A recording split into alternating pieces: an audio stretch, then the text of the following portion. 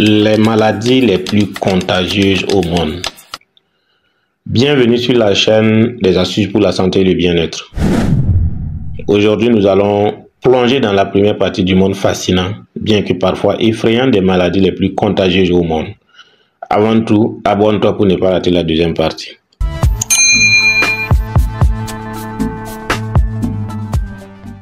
Hop, c'est parti. Il faut tout de suite clarifier les nuances entre maladies transmissibles, maladies contagieuses et maladies infectieuses. Une maladie contagieuse se définit par la transmission d'une maladie d'une personne infectée à une autre personne auparavant non infectée. Ici, il faut écarter la possibilité qu'un animal transmette une maladie à un humain.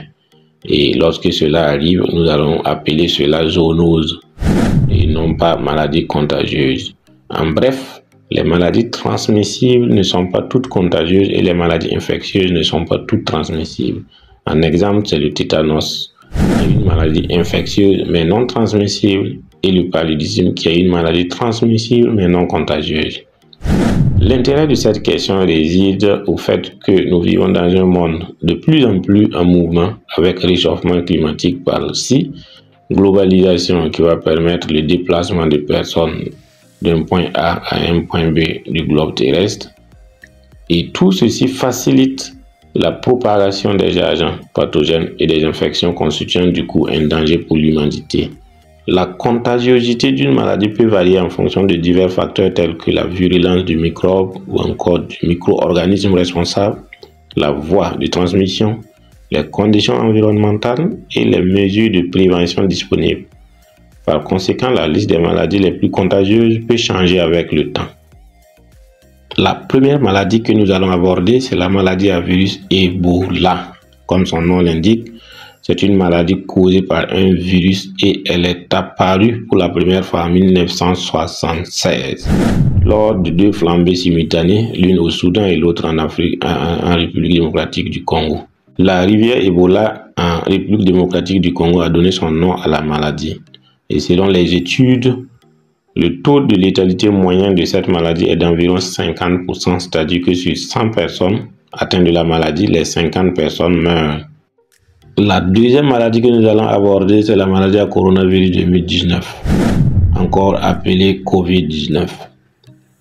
En mars 2020, l'Organisation mondiale de la santé déclarait une pandémie à Covid-19 à travers le monde. La principale voie de transmission de cette maladie est le contact direct avec des gouttelettes respiratoires provenant d'une personne infectée. Il peut également se propager par le contact avec des surfaces contaminées telles que les bics, les portables, les poignées de porte, etc., etc. Depuis l'avènement de la COVID-19 en 2019, plus de 760 millions de cas ont été recensés par l'OMS à travers le monde, dont 6,9 millions de décès. Mais on pense que le nombre réel de cas est plus élevé car il y a très probablement des cas non recensés.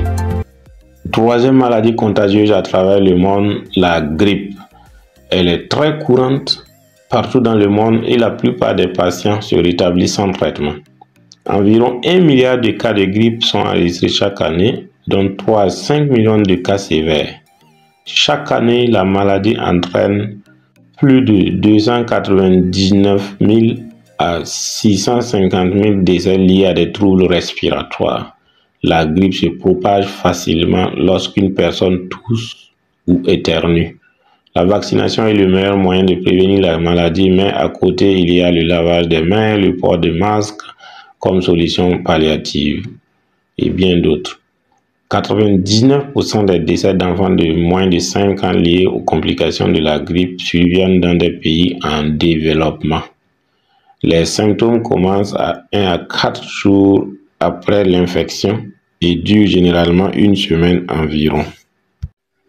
En quatrième position après la grippe, voyons la diphtérie qui est une infection due à une bactérie appelée Corynebacterium diphtheriae. Les signes et les symptômes se manifestent habituellement de 2 à 5 jours après l'exposition et leur gravité va de légère à sévère. Les symptômes se manifestent souvent progressivement Il s'agit tout d'abord d'un mal de gorge et par la suite de la fièvre. Et dans les cas sévères, la bactérie produit un poison. Il faut dire que c'est un mécanisme complexe qui aboutit à ce que la bactérie produise cette toxine. Il faut que la bactérie elle-même soit infectée par un virus qu'on appelle bactériophage pour que, à la suite, cette bactérie commence à produire cette toxine qui provoque une épaisse tache grise ou blanche au fond de la gorge. Et cela peut bloquer les voies respiratoires, rendant difficile la capacité à respirer ou à déglutir et peut provoquer une toux rauque. Le cou peut gonfler, en partie du fait de ganglions lymphatiques enflés qui vont s'opposer à la propagation des bactéries et donc la réaction normale aboutit à un gonflement de ces ganglions.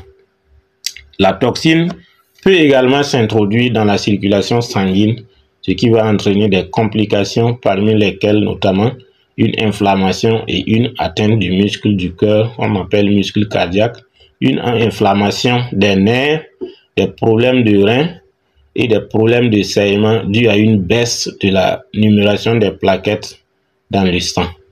Et l'atteinte du muscle cardiaque peut entraîner une fréquence cardiaque anormale et aussi l'inflammation des nerfs peut provoquer une paralysie. Notons que la diphtérie se propage facilement entre individus par un contact direct ou par l'air avec des gouttelettes respiratoires émises lorsqu'une personne tousse ou éternue. Et la maladie peut également se propager par le contact avec des vêtements ou des objets contaminés. Le taux de reproduction de base de la diphtérie est de 2,6 infections pour chaque patient. C'est-à-dire que pour un malade de la diphtérie, il contamine environ 2,6 autres personnes si des mesures adéquates ne sont pas prises. En 5e position et enfin, pour ce qui concerne la première partie des 10 maladies les plus contagieuses au monde, parlons de la rougeole. La rougeole est sans aucun doute considérée comme la maladie la plus contagieuse au monde. C'est plus qu'Ebola en un an. Ebola se transmet nettement moins que la rougeole. Et chaque personne atteinte de rougeole peut infecter jusqu'à 18 individus. L'agent causal est un virus. La période d'incubation de la rougeole est de 4 à 12 jours et les patients sont contagieux même sans signes cliniques. Les symptômes courants sont la fièvre, la conjonctivite, la toux et une éruption cutanée généralisée. Ce n'est pas une maladie mortelle, mais si la majorité de la population n'était pas immunisée dès l'enfance, grâce au vaccin, ce serait un problème de santé publique très grave. Depuis 2016, le continent américain est indemne de rougeole. Le reste des pays du monde poursuit le même objectif. Merci d'avoir regardé la vidéo. Abonne-toi si ce n'est pas encore fait pour ne pas rater la deuxième partie.